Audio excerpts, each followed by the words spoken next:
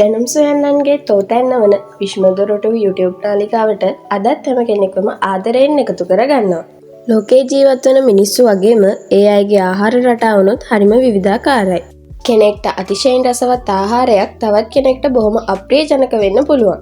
ඒ වගේම තමයි හරිහැටි කරුණු නොදැන ආහාරයට ගන්න සමහරවන් ආහාර අතිශයින් භයානක සෞඛ්‍යවදානම් ඇති කරන්නත් පුළුවන්. අපි බලමු එහෙනම් ලෝකයේ තියෙන භයානකම ආහාර වර්ග 7ක් ගැන.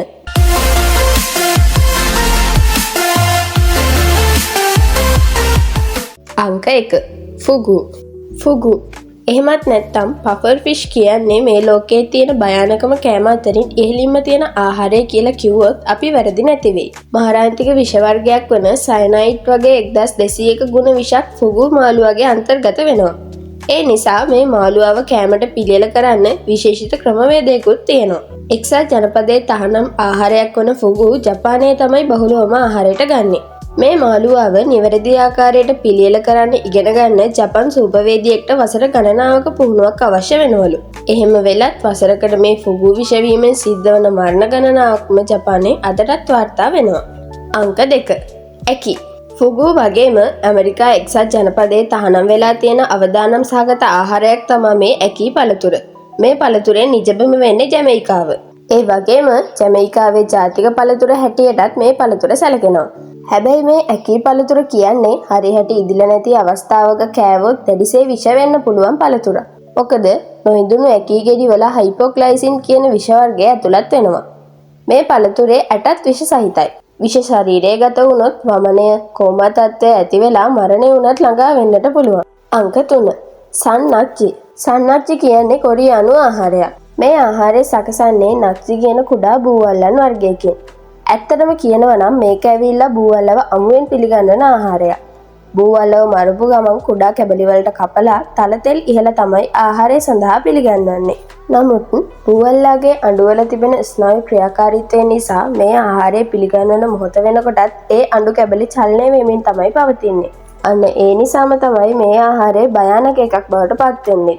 මොකද මේ අඬුවල චලනය වීම නිසා මේ ආහාර කැබලි උගුරේ හිර වෙලා හුස්ම හිරවීමකට ලක් වෙලා මරණය වුණත් ළඟා වෙන්න පුළුවන්. මේ ආහාරය නිසා සිදු වූ මරණ ගැනත් වසරකට කීප වතාවක්ම හෙන්නට ලැබෙනවා. අංක 4. Kidney beans. එහෙමත් නැත්නම් රතු බෝංචි යට කියන්නේ බොහොම පෝෂ්‍යදායී ආහාරයක්. ලංකාවේ අපි අතරත් මේ කිඩ්නි බීන්ස් තරමක් ජනප්‍රියයි. හැබැයි ගොඩක් දෙනෙක් නොදන්න කාරණයක් තමයි අමු කිඩ්නි බීන්ස් වල ෆයිටෝහිමොග්ලූටිනින් නම් විෂ රසායනයක් ඇතුළත් වෙනවා කියන එක. ඒ නිසා කිඩ්නි බීන්ස් අමුවෙන් කන්න කිසිසේත්ම හොඳ නැහැ. ඒ වගේම හොඳින් තැම්බෙන්නේ නැතුව කන්නත් හොඳ නැහැ. රැයක් පෙඟෙන්න තියලා විනාඩි 10කට වැඩි කාලයක්වත් ගත කරලා හොඳින් තම්බලා මිසක් කිඩ්නි බීන්ස් ආහාරයට ගන්න හොඳ නැහැ. විෂ වුණොත් වමනය, උදරාබාධ සහ හිසේ කැක්කුම් වගේ තත්ත්වයන්ට ලක් වෙන්නට පුළුවන්. අංක 5. කසුමාරුසු. මේ චීස් වර්ගයේ නමේ තේරුම වෙන්නේ කුණු චීස් කියන එකයි. ලෝකයේ තියෙන චීස් වර්ග අතරින් ඊටාම අප්‍රසන්න සහගත විදිහට නිර්මාණය කරන චීස් වර්ගයක් තමයි මේක.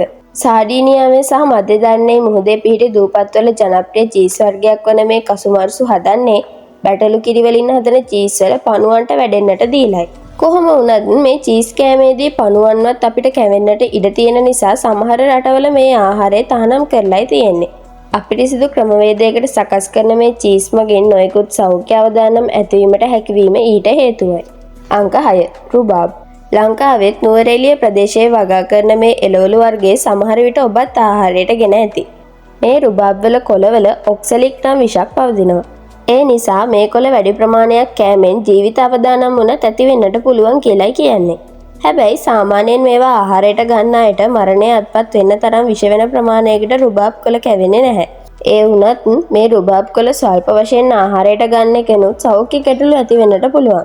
නම් වශයෙන් කියනවා නම් උගුරේ සහ ඇස්වල වේදනාවන්, කරකැවිල්ල, ශ්වසන අපහසුතාව සහ පාචනය වගේ තත්ත්වයන් මේ නිසා ඇති වෙන්නට පුළුවන්. අංක 7. හකාල්.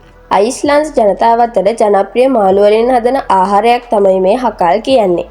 ග්‍රීන්ලන්ඩ් කියන මෝරමාළු වර්ගයකින් සකසුන් ලබන මේ හකාල් කියන්නේ අපි ආහාරයට ගන්නා කරවල වගේ කාලයක් තිස්සේ මාළු පරණ කරලා හදාගන්න ආහාරයක්. මේ මෝරමාළු ඇල්ලුවට පස්සේ මාළුවාව තරමක වලකට දාලා උඩින් වැලි බොරළු දාලා වහලා මාස 2-3ක් තියෙන්න අරිනවා. ඊට පස්සේ ගොඩ අරන් කෑලි කපලා මාස ගණනක් තිස්සේ එල්ලලා වේලෙනට තැබීමෙන් පස්සේ ආහාරයට ගන්නේ. මේ විදිහට කල් අරන් පිළියෙල කරන්න හේතු වෙන්නේ මේ මෝර වර්ගය අතිශයම විස සහිත වීම නිසායි. වැරදීමකින් හෝ හරිහැටි පරණ වෙලා වියලීමකට ලක් වෙලා නැති මේ හකල් කෑවොත් බඩේ දරුණු ආබාධ, ස්නායු ආබාධ වගේම මරණය වුණත් ඇති වෙන්නට පුළුවන් කියලායි කියන්නේ. ඉතින් අද මම ඔයාලට අරන් ආවේ මරණයට උනත් ලක් වෙන්න පුළුවන් ආහාර වර්ග 7ක් ගැන. වීඩියෝ එක හොඳයි නම් ලයික් එකක් දාන වගේම ඔයාලගේ අදහසත් පාලින් කමෙන්ට් කරගෙන යන්න. එහෙනම් අලුත් වීඩියෝ එකකින් නැවතත් හමු වෙමු. සුබ දවසක් වේවා.